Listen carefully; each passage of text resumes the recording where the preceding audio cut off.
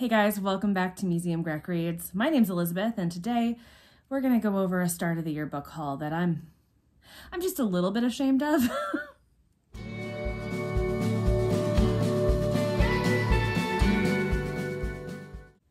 So this is pretty much books that have come into my life from just after Christmas, start of the new year, on to today, mid-February. Some of this is gifts, or I have friends that we kind of trade books. Some of this is just, I spend too much time at our local bookstore because it's precious and I have poor impulse control. So that's fun, and I feel like some of you can relate to that particular problem. But without further ado, here's my start of the year book haul. The first category we're going to go through is Christmas. Most of these came to me actually at or after Christmas, starting with gifts that other people gave to me and moving into gifts that I gave myself. First up, we have We Spread by Ian Reid from the incomparable Sarah from Sarah's Shelves, probably one of the kindest humans on the planet. So this, I saw her reading and sobbing over, and frankly, we're starting to find that books that make her cry are going to be a good time for me 9 times out of 10. So I put this onto my wish list, and she so very graciously gifted it to me for Christmas. So thank you, my dear. I'm really excited to dig into this one. Next, I have 2 books that were gifted to me by one of my very best friends on this planet. We've been friends for a decade at this point. And so she gets me. She knows me pretty well. So first up, from my dear friend Lauren, we have Madly Deeply, which are Alan Rickman's diaries. I still mourn the loss of this man to this day. I first fell in love with him when I was a child, and my mother and I rented Sense and Sensibility. And not only is Colonel Brandon probably my favorite Austen love interest, he was just so magnetic and kind and lovable in this role that I fell in love with him. My mom can legitimately pinpoint, she claims, the moment that I fell in love with Alan Rickman while watching Sense and Sensibility. But this man has been such an integral part of some of my favorite movies for my whole life.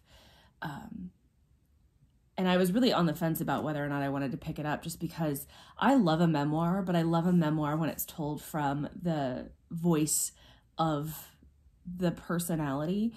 And because this came out posthumously, I knew that I was never going to get an audiobook experience with Alan reading it. I've already read the foreword, which was by Emma Thompson, and that made me cry. So we're in for a doozy, because this is just going to be waterwork central. And next, she gifted me another copy of one of my all-time favorite books, a beautiful copy that I have never seen before, and that is Mary Shelley's Frankenstein. I could probably go on one of those ridiculously long YouTube video essays about why this book is so important to not just creating the genre of speculative fiction and science fiction, but why this is a feminist masterpiece. I won't do that now, because I could literally go on for an hour. I've written like a 20-page paper about it previously, but look at how beautiful this edition is, with its gilded edges, and it's filled with beautiful art pieces. I reread Frankenstein every few years, and now I have a really beautiful copy to do my next reread with. So thank you. I'm so excited. And now, a gift that I gave myself for Christmas.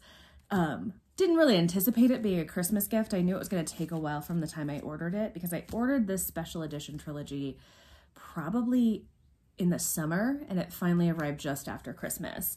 And I spent a good chunk of money on a trilogy that I have never read, but it has been recommended to me so many times, I know that it's going to be a favorite, and this was just too beautiful to pass up. And that's the Children of Time series by Adrian Tchaikovsky. And this is a first contact story, which is one of my favorite tropes of science fiction. And basically, from what I understand, again, I've never read it, we've got a group of humans who are going to a planet that was terraformed for them, only to discover that through that terraforming process, there is now a dominant sentient species on the planet that they're supposed to be moving to.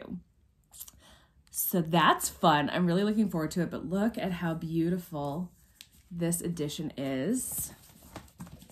I've got these beautiful end papers and a stunning naked foil. It's just too pretty for words. And it's not just the first book, but the second and the brand new one. And that's really one of the reasons why I kind of held off on reading this, is because I knew that it hadn't been completed, and this book just actually released in November of last year. So perfect time for me to pick up this trilogy, and what better way than with a stunning copy. Okay, a few more gifted books before we jump into the poor impulse control section of this video. First up, we have Record of a Spaceborn Few by Miss Becky Chambers. This was graciously gifted to me by Vish from Books with V.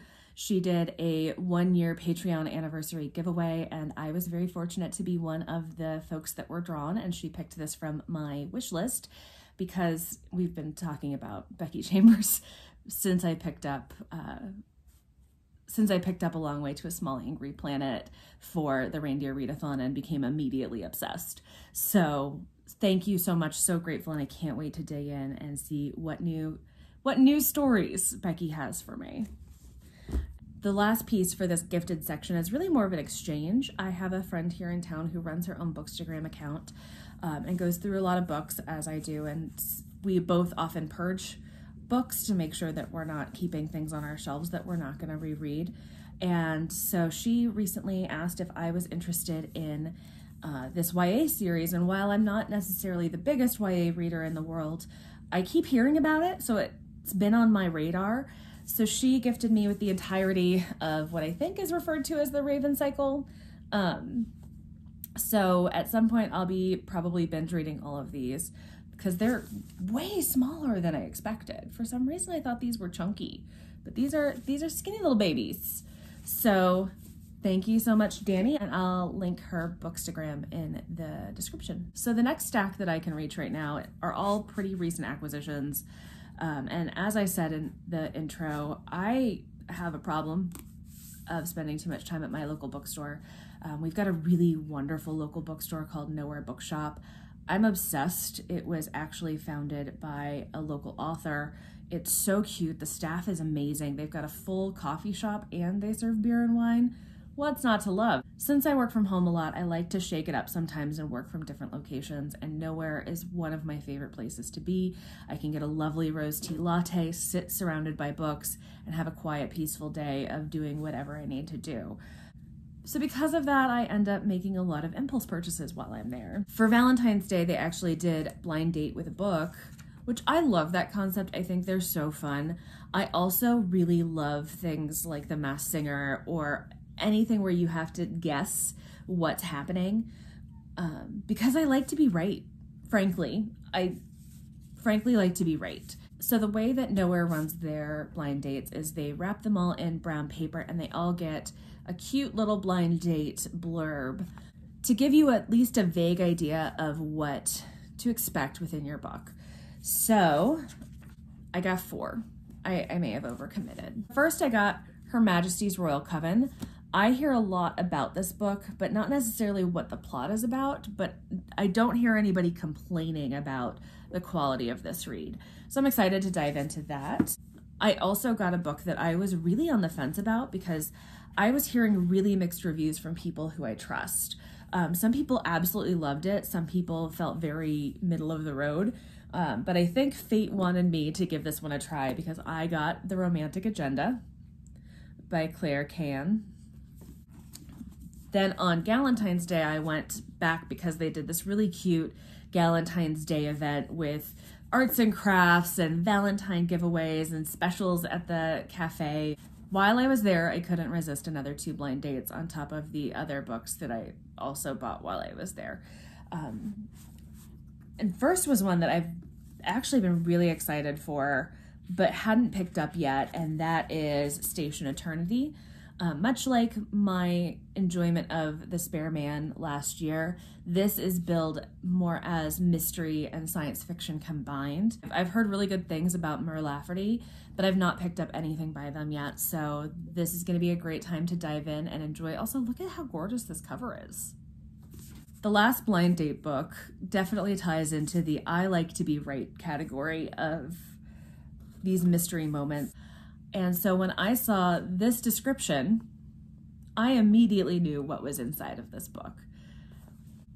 And I had to purchase it because A, I haven't read it yet, and B, I like to know that I'm right. It's a character flaw, I know.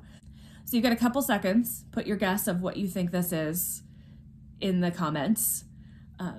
I did this on my Instagram as well, and while I thought this was really obvious, everybody else had a very different guess. So I'm interested to see what you guys think. So 3, 2, 1. This is how you lose the Time War. I have seen this all over the place. I know it's something that's gonna be right up my alley, but I just hadn't gotten to it yet. So when it was presented to me in an opportunity to be proven correct, I jumped on it because I'm a sucker for being right. Oops. So this last section is what I'm calling my impulse purchases of shame. Many of these I just picked up and thought, these look interesting. I know nothing about them, but I bought them because I have a problem. So I'm not really going to give a lot of description on these because I'm going in blind and I can't help you. So first up, we have Bad Cree by Jessica Johnson, which I believe is a horror novel, but just the title alone and that it is by an Indigenous author was enough for me to want to put this onto my TBR for the year. Then we have How to Sell a Haunted House by Grady Hendrix. Now this edition is signed. Have I read Grady Hendrix? No, I have not. Do I think I'm going to love this? Maybe. Possibly. I like a haunted house story, so we'll see. Then, one I do know that I'm going to enjoy is To Be Taught If Fortunate by, again, Miss Becky Chambers. I'm having such a good time with the Wayfarer series that I picked this one up because I hear this one recommended quite a bit, and frankly, I'm going to devour her entire backlist because that's who I am as a person right now, and I'm obsessed with her. Next up, we have The Terraformers by Annalee Newitz, who I believe is a non-binary author, and if they are not, then I will correct myself over here.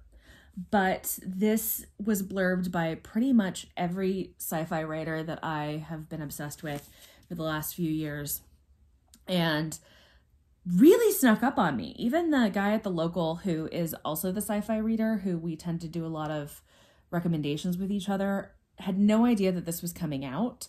So because this is a Tor publication and I tend to really enjoy Tor, plus it's blurbed by a ton of really wonderful science fiction authors, I picked it up. So we'll see. We'll see what this is. Wish me luck. So the next book is my worst impulse purchase. And that I've never heard of this book. I have never seen this book. I know nothing going in except what I read very briefly while standing in the bookstore. It's also a very chunky book, and that is XX by Rain Hughes. So what I knew when I purchased it, because this is the most impulsive of impulse purchases, I knew that this was a first contact story, so check in my box. It's also told through more mixed media, which I really enjoy, but I don't have a lot of those on my TBR at the moment. So it seemed like it might be something to go in sight unseen and have a mixed media experience. I'm actually playing around with the idea of doing a mixed media reading vlog with a couple that I do have. So stay tuned if that's something that you're interested in, but I know nothing about this book, so we'll see how this goes. The next two are books I purchased at the Galentine's event at my local bookstore, and they're two that I'm pretty sure don't really need a lot of explanation. The first is Before the Coffee Gets Cold, and then the second is Lovecraft Country. Both have been on my list for a long time. I just didn't have copies of them, and now I do. So excited about that. And the last one is one I literally picked up yesterday because I was having a stressful day and had to pick up a last minute birthday gift for somebody at Target and just bought a book. So I picked up Radiance in for myself. This is the most recent release as part of the Dark Olympus series by Katie Roberts.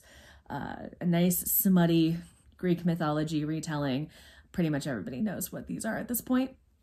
So those are the 23 books, 23, that have made their way into my home through impulse or generosity since the end of December. So let me know in the comments below which ones you've read, if there's anything here that you think, oh, you got to start with that. I'd really love to hear from you. I kind of have a wide variety of genres and styles, which I think is a really good reflection of my reading tastes, which can be quite scattered. But thank you so much for sticking through to the end. If you enjoyed this, go ahead and hit that like button. And I'm hoping to have another video out for you next week. So if you're interested in seeing more from me, go ahead and hit that subscribe button. As always, I appreciate you so much. Have a great rest of your day. And until next time, bye.